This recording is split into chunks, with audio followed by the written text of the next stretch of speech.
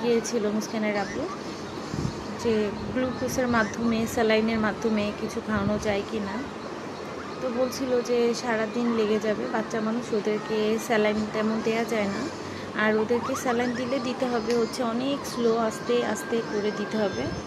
তো এই যে আনারস কেটে এনেছি, যে দেখে একটু কিছু যদি এক টুকরো মুখে দেয় এটাই আমার জন্য অনেক, মানে আপনাদেরকে বলে বোঝাতে পারবো না। এখন পর্যন্ত এক গাল ভাতও খায়নি, কিচ্ছু খাচ্ছে না, একদম খালি পেটে ওষুধ খাচ্ছে। আর যদি এমনি কোনো খাবার মুখে দেয় তাহলে হচ্ছে বমি হয়ে যাচ্ছে, হয়তো বা এই হয়তো। ও দেখো, তোমার জন্য অনেকগুলো ফল নিয়ে আসছি আম্মু, অল্প অল্প করে এনেছি, সবগুলো থেকে একটু করে খাবা বাবা আমার মা।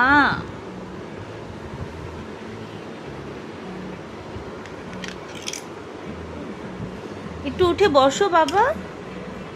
আমার মাটা কতদিন ধরে কিচ্ছু খাচ্ছে না, এই শুক্রবার দিন থেকে, আজকে মঙ্গলবার, একদম একটু একটু করে পানি খাচ্ছে। এই যে সুই দিয়ে দিছিল,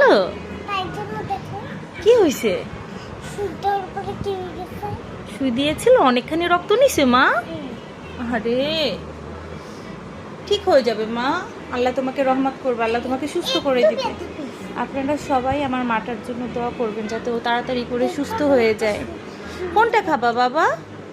ড্রাগন ফল সবগুলো অল্প অল্প করে এনেছি, তুমি সবগুলো থেকে খাও। তোমার না তরমুজ পছন্দ, তুমি লিচু নিবা? বাবু নাও, লিচু নাও। আমের বিচি নেবে।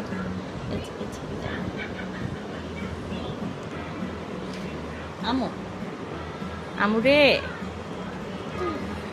শুক্রবার গায়ে জ্বর হয়েছে, সেই থেকে একদম কিছু খায় নাই, যে মামপট কাছে নিয়ে একটু পরপর একটুখানি করে পানি খায়। আমু একটু কিছু খাও মা, খাও।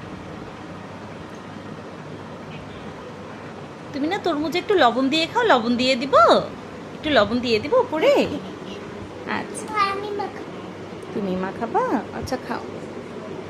আপনারা সবাই আমার মায়ের জন্য দোয়া করবেন।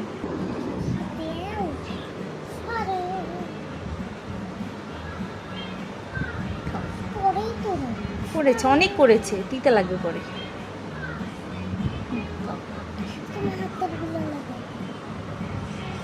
এত লবণ তো খেতে পারবা না মা।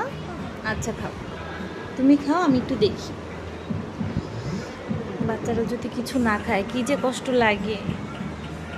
আর সে এতদিন ধরে কিচ্ছু খাচ্ছে না, একদমই কিছু না, ভাত তো খায়ই না, তাও যদি